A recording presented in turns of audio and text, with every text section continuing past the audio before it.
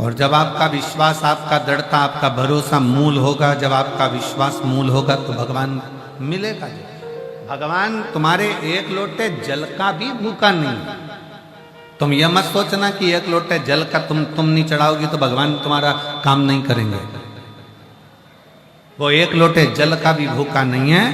वो एक लोटा जल क्यों बुलाता है? क्या मेरे भगवान कृष्ण को सुदामा की याद नहीं आई थी? क्या भगवान कृष्ण सुदामा को नहीं जानते थे? क्या भगवान कृष्ण सुदामा का दर्द नहीं मिटा सकते थे?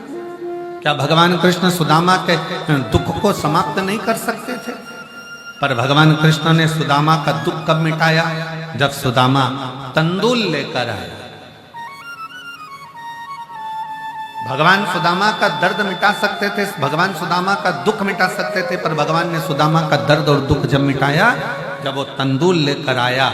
इसलिए शिव महापुराण की कथा कहती है, शबरी अम्बा को नवदा भक्ति का ज्ञान तब दिया जब शबरी अम्बा ने एक बेर भगवान राम जी के सम्मुख में रख दिया। ध्यान देना, हमारा शास्त्र कहता है कि भगवान तुम्हारे धन का भूखा नहीं, भगवान तुम्हारी संपदा का भूखा नहीं, भगवान तुम्हारे वैभव का भूखा नहीं। भगवान तो ये चाहता है कि तू अपने घर से जब कुछ लेकर निकलेगा और मेरे दरवाजे तक आएगा तो मैं भी तेरे दरवाजे तक कुछ लेकर निकलूंगा और तेरे दरवाजे तक पहुंचाने का प्रयास।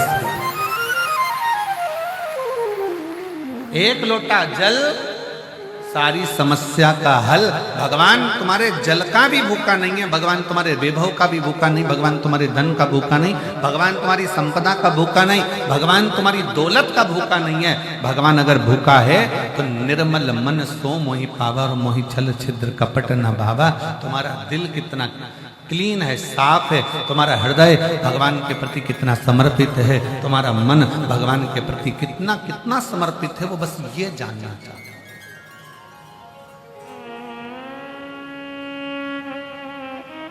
कड़प जंगल में रहने वाला एक भील, क्या आता था उसको? कुछ नहीं। मंदिर में एक पंडित जी को पूजन करते देख लिया था, जंगल में शंकर का शिवलिंग दिख गया था, कड़प ने अपने मुंह में पानी भर लिया क्योंकि उसके पास लोटा नहीं है चढ़ाने के लिए, जल पात्र नहीं है, बर्तन नहीं है। तालाब में मुख लगाकर मुख में पानी भरा, जीव को मारकर मांस लिया,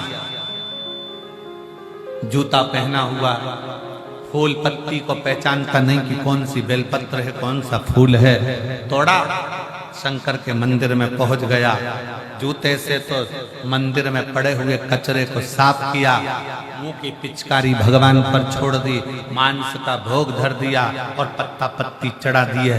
शाम को पंडित जी आए, उन्होंने देखा कोई ने गंदा कर दिया, साफ करा। दूसरे दिन फिर उसी ने यही करा, तीसरे दिन फिर करा। आखिरी में पंडित जी बाजार से जाकर एक लोहे का पिंजरा बना लाए, उसमें शंकर भगवान को बंद कर दिया।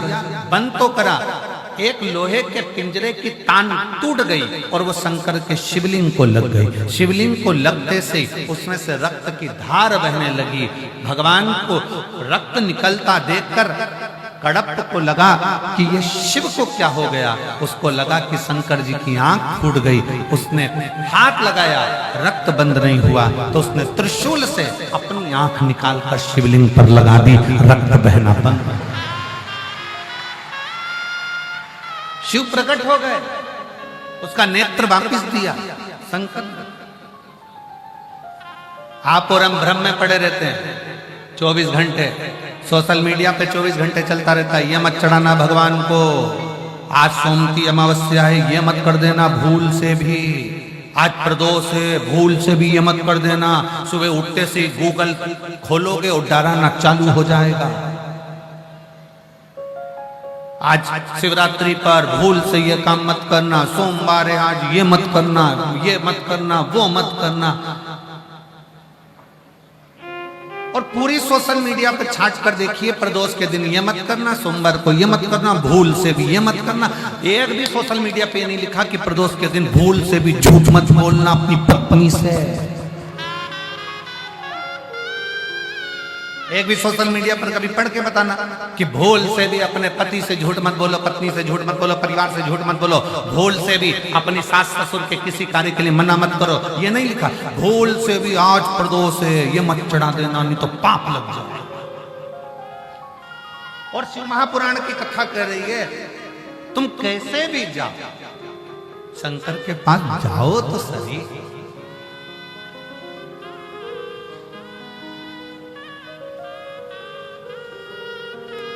जो फूल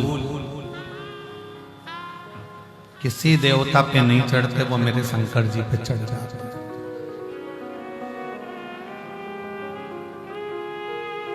33 कोटि देवताओं में से किसी एक देवता का नाम लिखकर बता दो कि किसी देवता को राख चढ़ती हो, भस्म चढ़ती हो, चिता भस्म चढ़ती हो। किसी एक देवता का नाम बता दो, कोई देवता नहीं जो चिता भस्म को धारण करते हो। केवल एक शंकर भगवान प्रेरणा देते हैं कि तेरे पास में अगर एक लोटा जल नहीं है, तेरे पास में एक बेलपत्र नहीं है, तेरे पास में एक पुष्प भी नहीं है, तो तेरे घर में कोई भस्म भी पड़ी हो, वो भस्म भी अगर मुझे चढ़ा देगा तो भी मैं प्रसन्न होकर तुझे वर ही दूंगा। मैं तुझे वर प्रदान करूंगा। मैं तुझे कभी भी, शंकर भगवान अपने भक्त पर कभी रुद्र अपना क्रोध नहीं दिखाते। कोई तुमसे कहते भगवान को ये मत चढ़ाना नहीं तो पाप दे जाएंगे, भगवान शंकर को ये मत चढ़ाना, शिव जी को दोपहर में पानी मत चढ़ाना, शंकर भगवान को शाम को मत चढ़ाना, शंकर भगवान को सुबह मत चढ़ाना, तुम ये मत चढ़ाना। शंकर भगवान, शिव महापुराण की कथा कहती है पहले के समय में सारे देवताओं के मंदिर में कपाट होता था, सारे देवताओं के मंदिर में पट होता था, सारे देवताओं के मंदिर में दरवाजा होता था। केवल एक देवाधिदेव महादेव ऐसे हैं जो कैलाश पर रहते हैं, तो ना कैलाश पर दरवाजा है ना शंकर के दरवाजे पर दरवाजा है। वो तो अलमस्त होकर वीराने में बैठता।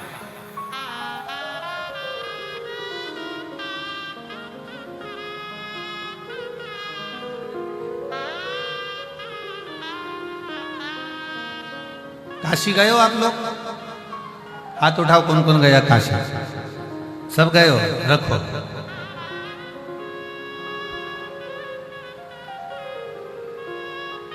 मणिकर्णिका गए हो? हाथ उठाओ जल्दी जल्दी। गए हो? ठीक है। मणिकर्णिका पे ताले लगते हैं क्या? जम के बोलो जरा। शमशान में ताला लगता है, महाशमशान में नहीं।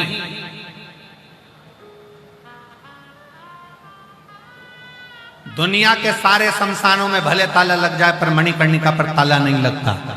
शमशान में ताला नहीं लगता, महाशमशान में ताला नहीं लगता, क्योंकि मेरा विश्वनाथ मां अन्नपूर्णा के साथ में बैठा हुआ ये देखता है कि मेरा अपना भक्त आ रहा है, कोई दुखी है, उसके लिए मुझे दौड़ कर जाना पड़ेगा, इसलिए वहां ताले की जरूरत नहीं पड़ती, दरवाजे की जरूरत नहीं।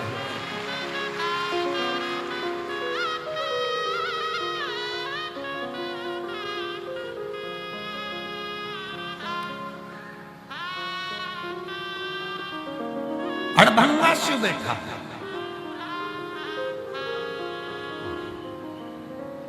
जब बुलाओ तब सम्मुख में है, जब बुलाओ वो तुम्हारे सामने है।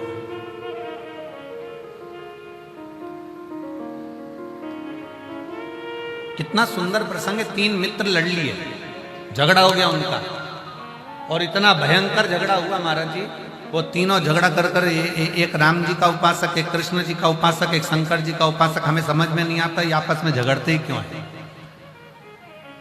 क्यों कहते हैं। कोई कहता है कि राम बड़े, कोई कहे कृष्ण बड़े, कोई कहे शंकर बड़े, पर शिव महापुराण की कथा कहती है कि तीनों देवता एक हैं। भगवान विष्णु में, भगवान शंकर में, भगवान ब्रह्मा में कोई भेद नहीं है, हमारे देवताओं में कोई भेद नहीं है। परंतु लड़के लड़ लिए, झगड़ लिए, नवयुवक बैठे थे आपस में झगड़े। उसने कहा तू राम को भजता है, तू कृष्ण को भजता है, तू शंकर को भजता है, आज देखते हैं कि कौन का भगवान पहले आता है, और पुकारो। सबसे पहले राम जी को पुकारा गया, और जो राम जी को पुकारा तो आवाज लगाई, हे राजा राम आइए, मेरे अवध के नरेश, मेरे अयोध्या के राजा आइए। और राम जी महाराज आए। फिर बुलाया कृष्ण को, हे द्वारका के नाथ, हे मथुराधीश, हे द्वारकाधीश, आइए, आपका इंतजार है, आए। फिर तीसरे ने आवाज लगाई, बोले हर हर। जो आवाज लगाई, इतने में शंकर भगवान सामने खड़े थे।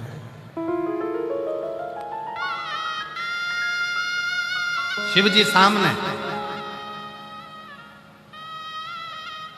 दोनों का चेहरा उतर गया। शंकर भगवान ने उन दोनों को पास में बुलाकर कहा, तुम ये मत सोचना कि राम नहीं आया, तुम ये मत सोचना कि कृष्ण नहीं आया, तुम ये मत सोचना कि मैं आया हूं। थोड़ी देर बाद राम जी आए, कृष्ण जी आए, दर्शन किया तो उनके भक्त ने पूछा कि प्रभु राम, आपने आने में देरी क्यों लगा दी? तो राम जी कुछ बोलते उससे पहले मेरे शंकर भगवान कह दिए, तुमने राम को कहा कि अवध के राजा आना, अयोध्या के नरेश आना, तो राजा जब आता है तो अकेला नहीं आता, अपनी पूरी सेना, गार्ड, सब हाथी, घोड़ा, पालकी सबके साथ आता है। तुम बोलते मेरे राम आइए, तो राम तुरंत दौड़कर आ जाते। तुम कहते हो अवध नरेश आइए, तो वो राजा बनकर आता। तुम कहते हो कृष्ण द्वारका नाथ आइए, तुम कहते हे मेरे कन्वा, हे मेरे गोपाला, हे मेरे कृष्ण आओ, कृष्ण दौड़ कर आते। पर तुम कहे कि द्वारका नाथ आइए, तो द्वारका नाथ तो पालकी लेकर, घोड़े लेकर, हाथी लेकर राजा बनकर आएंगे। और रही हमारी बात, तो राम और कृष्ण ने कहा, शिव तो कंकर शंकर की भूमि पर रहते हैं, इस संसार में रहते हैं, मृत्यु लोक में रहते हैं। जैसे ही उनको पुकारा जाता है, हर हर महादेव कहा जाता है, वैसे ही शंकर सामने आकर प्रकट हो जाते हैं। वो ये नहीं देखते कि तुमने क्या भजा, कैसे भजा, क्या करा, क्या नहीं करा।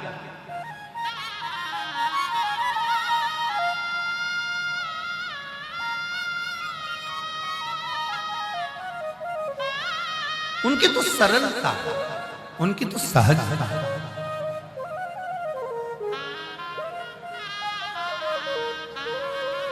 कितना सरल है शिव, जरा विचार करिएगा।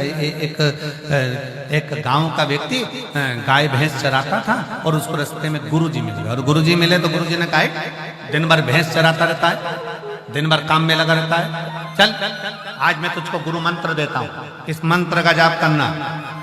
15 दिन के बाद आकर पूछूंगा, मंत्र याद हो जाना चाहिए, नहीं तो काट के फेंक दूंगा। गुरुजी बोले।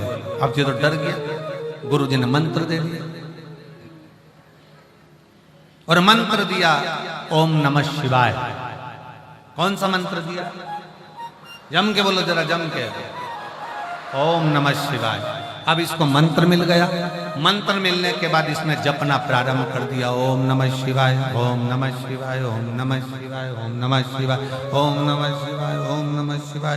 पत्नी खाना दे तो खाए नहीं के भूल गया, तो ओम नमः शिवाय, ओम नमः शिवाय, ओम नमः शिवाय। पानी भी नहीं पिए, खाए भी नहीं। 4 दिन बाद भैंस चराने जा रहा था, पानी प्यास लगी, 4 दिन से नहीं पिया, पीने के लिए रुका, भैंस आगे निकल गई। एक लड़का दौड़ कर आया, हे भैया वो तेरी भैंस जाए। वो दौड़ कर गया, भैंस पकड़ी। भैंस तो पकड़ी, हाँपने के चक्कर में मंत्र भूल गया, मंत्र भूल गया। जिसने भैंस बताई थी उसी के पास पहुंच गया। क्यों भैया, तुझे याद है मैं कौन सा मंत्र बोल रहा था? हाँ मेरे स्मरण में है। तू बोल रहा था ओम, हाँ ऐसे ही था, बस बता दे भैया कौन सा था, मेरा गुरु मुझे काट कर फेंक देगा, बता। तो कहा ओम ओम ओम भैंस जाए।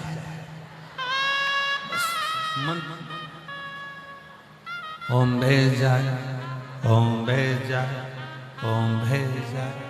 जपता जाए। एक दिन शंकर भगवान पार्वती जी से बोले, पार्वती तूने मेरे कितने नाम सुने? तूने मेरे कितने नाम सुने? पार्वती कहती हैं आपके तो सहस्त्र हजारों नाम है प्रभु। पार्वती जी से शिव जी ने कहा, ये गाय भैंस चराने वाला जा रहा है ना, इससे पूछ ये किसका नाम ले रहा है। पार्वती जी बोली अब भी कुछ क्या थे। पार्वती जी ने एक सुंदर ब्राह्मणी का रूप लिया और उसके सामने जाकर खड़ी हो गई। खड़ी होते से पार्वती जी ने पूछा क्यों रे भैया तू ये किसका नाम ले रहा है। उसने मन में विचार करा, अगर इससे बात करने में लग गया और मंत्र भूल गया तो ये तो अपनी पहचान वाली भी नहीं दिख रही, बताएगी भी नहीं, इसलिए उसने मुंह इधर कर लिया। जैसे मुंह इधर करा तो पार्वती जी उधर चली गई। सिर पे पल्लू रखकर पार्वती जी ने पूछा अरे बोल तो सही किसका नाम ले रहा है। उसने कहा तेरे से फालतू बात कौन करे, इधर। अब इधर मुंह करा तो पार्वती जी उधर चली गई। अरे एक बार तो बोल नाम किसका ले रहा है। अब इसको आ गया गुस्सा, जा तेरे खसम का ले रहा है।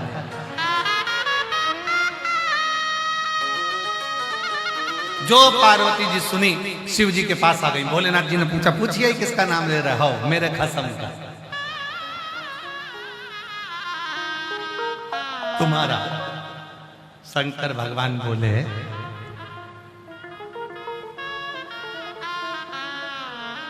तू कुछ बोली नहीं उसको। पार्वती जी बोली इतना बढ़िया बोल रहा है ना वो, ओम भेज जाए ओम भेज जाए ओम भेज जाए। इतना बढ़िया बोल रहा है ना कि उसको देखने का मन कर रहा है। पर एक बात बताओ प्रभु, तुम्हारा नाम जाप इतने सारे लोग बैठ के ओम नमः शिवाय कर रहे, तुम्हारी दृष्टि उन पे नहीं गई और वो एक अकेला ओम भेज जाए बोला, तुम्हारी दृष्टि चली गई। शंकर भगवान बोले ये आड़े तेड़े नत्थु खेरो पर मेरी दृष्टि जल्दी जाती है, इन पर मेरी दृष्टि जल्दी जाती है। और आप और हम भी उसमें से एक हैं। आपको भी भजन नहीं आता, हमको भी नहीं आता। आपको भी तप साधना नहीं आती, हमको भी नहीं आती। आपको भी प्रभु को रिझाना नहीं आता, हमको भी नहीं आता। आप और हम तो बस भगवान के नाम का उच्चारण करते रहते हैं। श्री शिवाय नमस्तुभ्यं, श्री शिवाय नमस्तुभ्यं, श्री शिवाय नमस्तुभ्यं, श्री शिवाय नमस्तुभ्यं, श्री शिवाय नमस्तुभ्यं, श्री शिवाय नमस्तुभ्यं। आप और हम तो बस भगवान की अलमस्ती में नाम जाप करते हैं और मेरे शंकर इतनी कृपा करते हैं। लोग कहते हैं कि हम इतने समय से जप कर रहे हैं ओम नमः शिवाय ओम नमः शिवाय नमः शिवाय नमः शिवाय, महामृत्युंजय मंत्र का जाप कर रहे हैं, ये जाप कर रहे हैं, भगवान हमारा क्यों नहीं सुने, हमारे ऊपर दृष्टि क्यों नहीं दे। तो दुनिया के लोग श्री शिवाय नमस्तुभ्यं, ये विद्येश्वर संहिता का लिखा हुआ ऐसा मंत्र सम्मुख में आ गया कि जैसे ही लोगों ने बोलना चालू करा और शंकर जी का ध्यान चले गया कि इसने कुछ बोला, इसने कुछ बोला। और उसका फल एक पत्र है, देखिए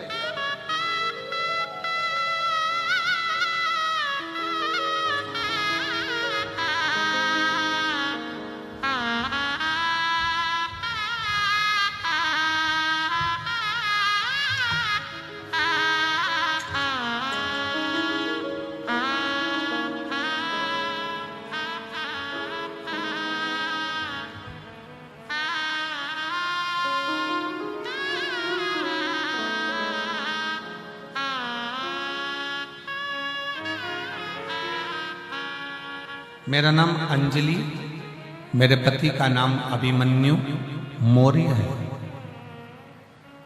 कहीं बैठे हो तो हाथ हिला सकते हैं, आप ही हैं। बच्चा आया है साथ में, आ जाओ, लिया लिया। सबसे पहले मैं सतुआ बाबा जी के पावन चरणों को नमन करती हूँ, कोटि कोटि दंडवत करती हूँ, जिनके माध्यम से इस प्रयागराज की भूमि पर कभी 2 दिन की, कभी 1 दिन की, कभी 7 दिन की कथा आपकी मिल जाती है। गुरु जी नहीं तो तुम पकड़ाई में आने वाले हो नहीं। सतुआ बाबा जी, हमें तो लगता है कि कहीं ना कहीं स्वयं विष्णु शंकर जी को पकड़ कर लेकर आते। इसीलिए शायद श्री विष्णु स्वामी संप्रदाय जगत गुरु श्री संतोषाचार्य जी बाबा है। एक बार जोरदार ताली। शिव कृपा करता, शंकर करुणा करता, तो ये मिल जाता है। गुरुजी पहले हम आपको नहीं जानते थे, 1 साल 2 साल 3 4 साल 5 साल 6 साल 7 साल ऐसे निकलते गए, संतान का सुख नहीं। जब औलाद नहीं हुई, लखनऊ दिखाया, प्रयाग दिखाया, सब दूर इलाज करवाया, पर संतान का सुख नहीं है। डॉक्टरों के हिसाब से मां नहीं बन सकती। पर किसी ने कहा कि शिव महापुराण की कथा टीवी पर आती है, उसको सुनना चालू करा। फिर कहा पंडाल में बैठकर अगर कथा सुनी जाए और जो मांगा जाए वो मिलता है। फिर मन में आया कहाँ जाया जाए। बाबा की कृपा से कथा सुनी 1-2 दिन की, और शिव कृपा ऐसी हो गई कि मेरे बाबा ने मेरा गर्भ ठहरा, और बाबा की कृपा से मुझे कई सालों के बाद संतान का सुख प्राप्त हुआ। गुरुदेव, लखनऊ में मेरा मायका है, और मैं केवल इसी कथा के लिए, हम प्रयाग राज के वासी, हम लखनऊ के वासी, हम पूरे कुंभ मेले में इंतजार कर रहे थे बस आपकी कथा का, कि आप आएंगे तब हम नहाएंगे और कथा भी सुनेंगे और फिर अपने घर जाएंगे। तो ये शिव की कृपा से हुआ। मैं नमन करती हूँ अपनी बेटी जो बाबा ने दी है, 10 साल के बाद, 10 महीने की हो गई है, कई वर्षों के बाद मैं उसको लेकर आई हूँ। प्रणाम।